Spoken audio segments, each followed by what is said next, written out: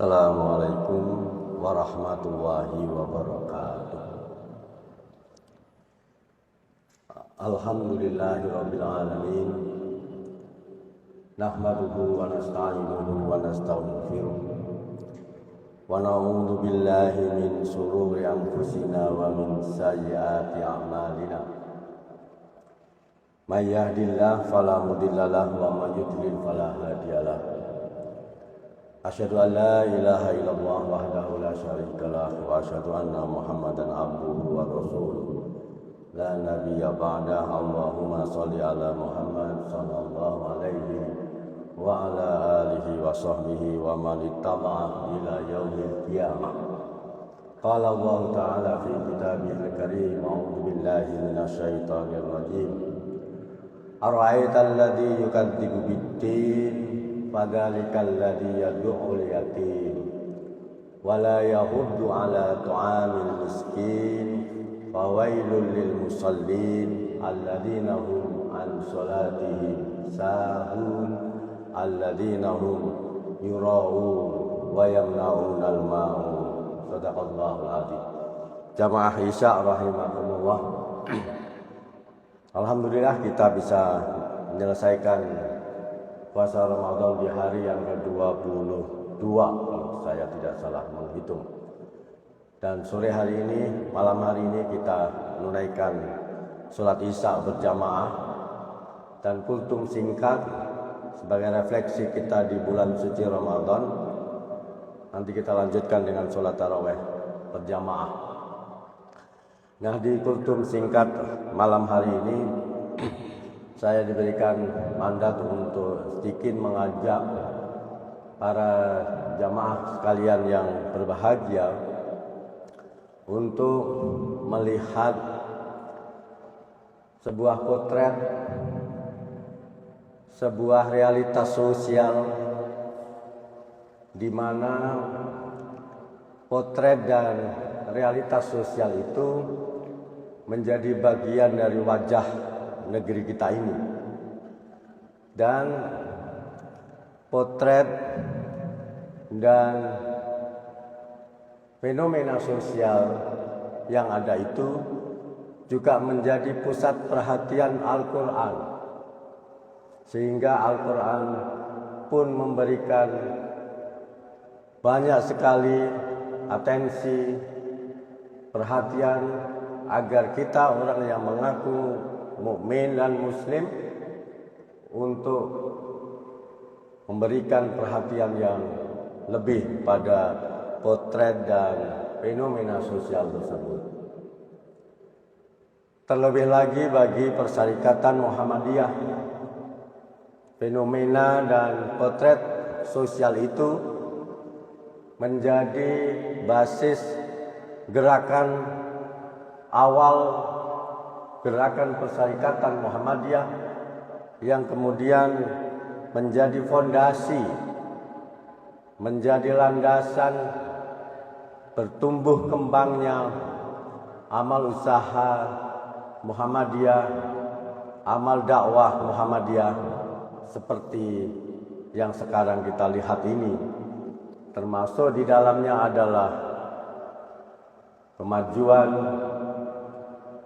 kecerahan dari masjid yang sangat megah ini dan dari kampus yang unggul dan islami.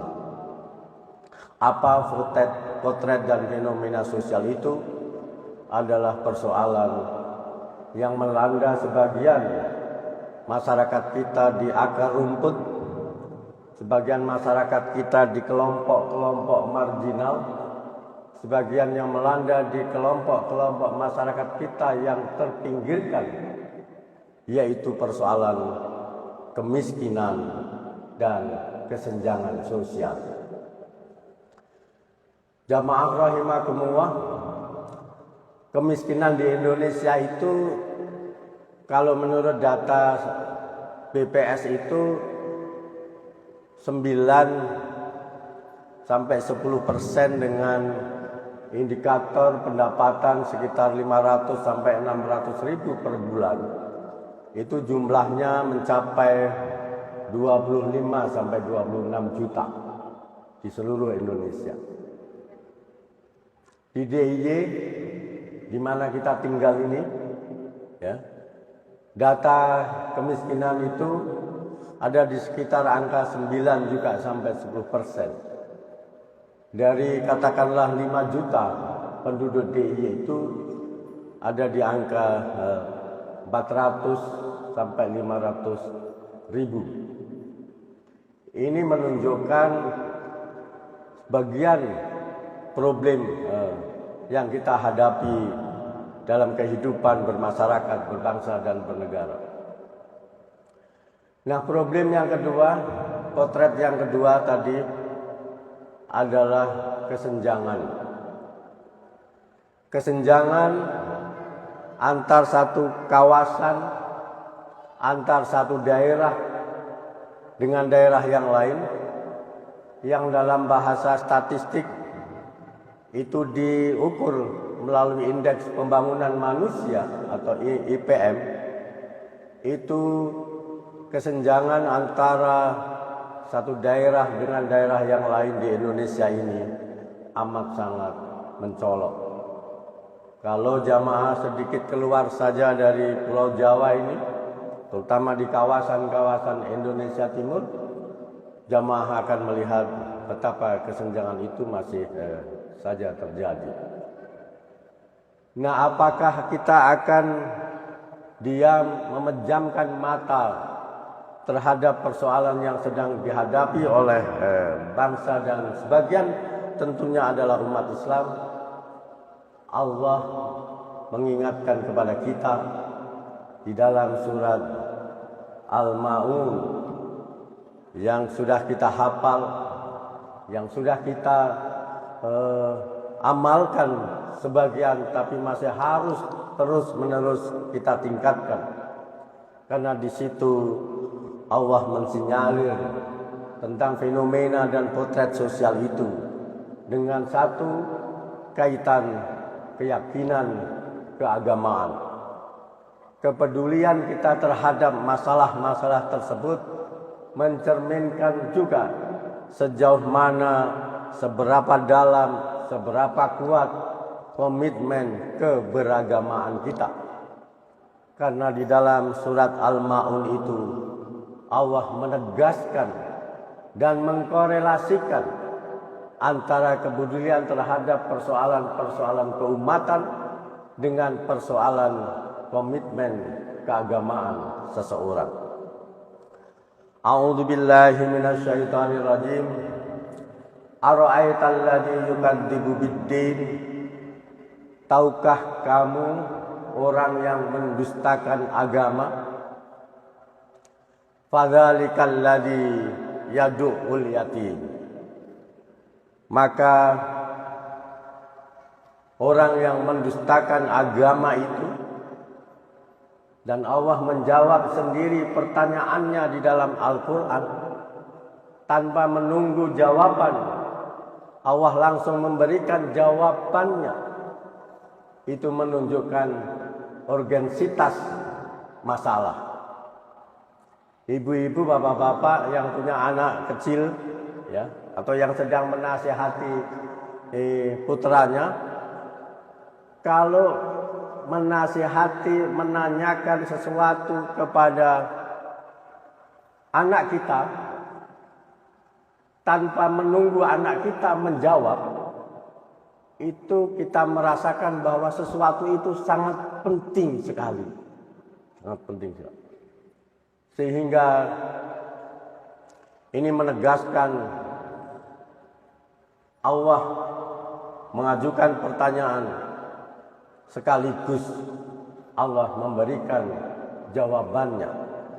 Karena kecenderungan kita adalah tidak peka atau kurang peka terhadap persoalan yang ditanyakan.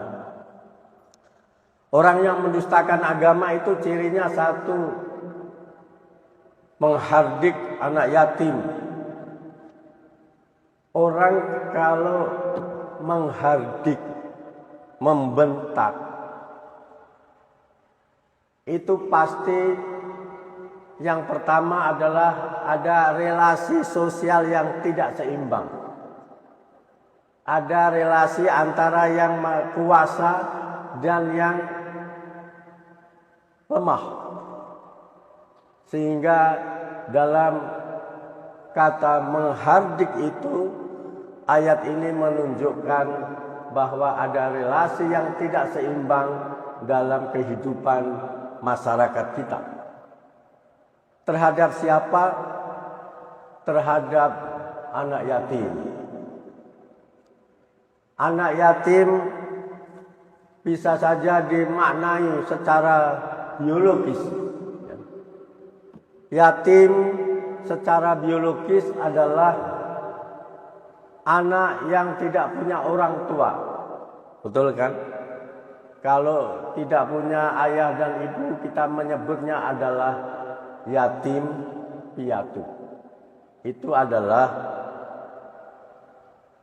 yatim piatu biologis. Apa peran orang tua? Memberi nama, menasihati, mendidik, mengembangkan, ya, memfasilitasi sehingga anak itu bisa tumbuh dan kembang menjadi yang lebih pintar, yang lebih memberikan manfaat. Tetapi coba kita tarik lebih luas lagi.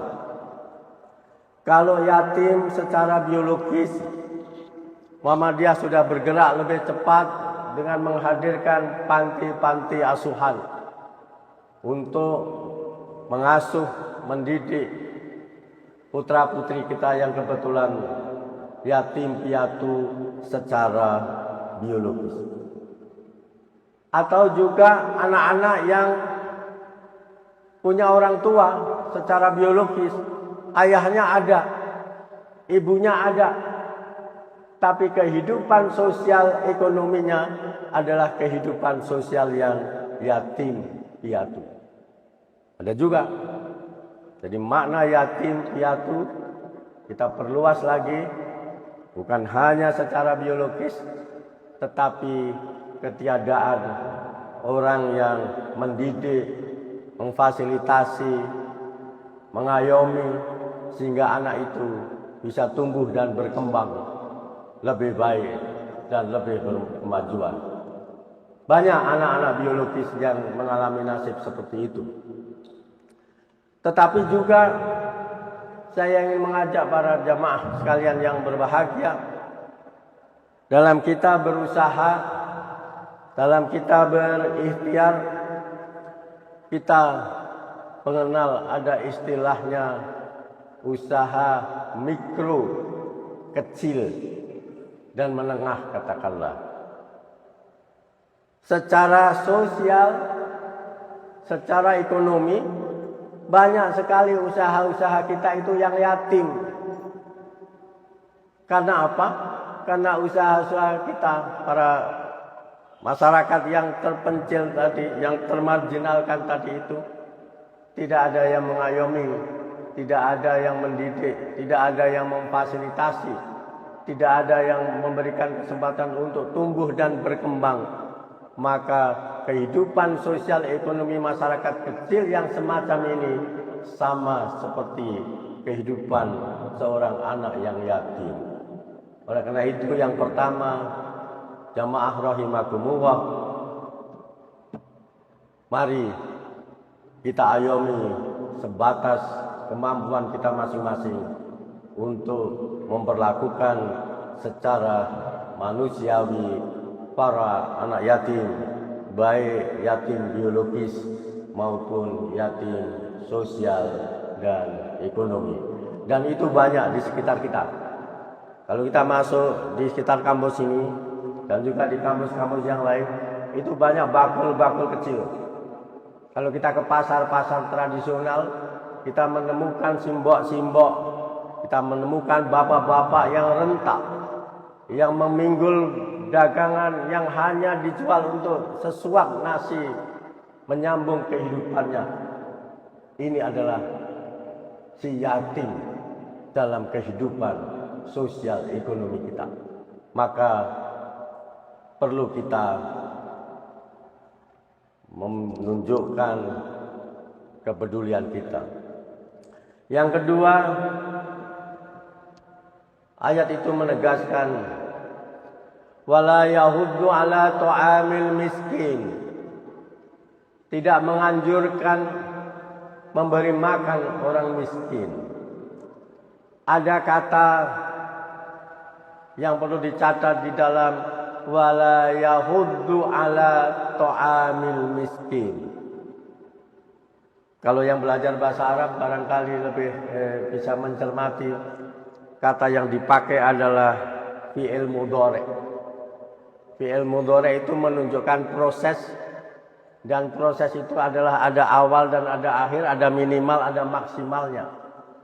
Dan upaya minimalnya di dalam kita memberi makan orang miskin adalah menganjurkan memberi makan orang miskin. Jadi panitia takjil itu adalah ikhtiar minimal kira-kira untuk menganjurkan memberi makan pada orang miskin yang membutuhkan. Itu yang bisa kita ambil dua makna untuk memperpendek kemiskinan, memperpendek kesenjangan sosial, dan kita mengambil momentum Ramadan ini jamaah rahimakumullah dengan memperbanyak, memperdalam rasa hati kita, rasa empati kita untuk lebih peduli kepada si yatim dan si miskin, baik yatim biologis, baik miskin biologis maupun yatim dan miskin sosial ekonomi dalam kehidupan sehari-hari. Demikian kultum sikat pada malam hari ini. Kurang lebihnya mohon maaf. Billahi taufiq wal hidayah. Assalamualaikum warahmatullahi wabarakatuh.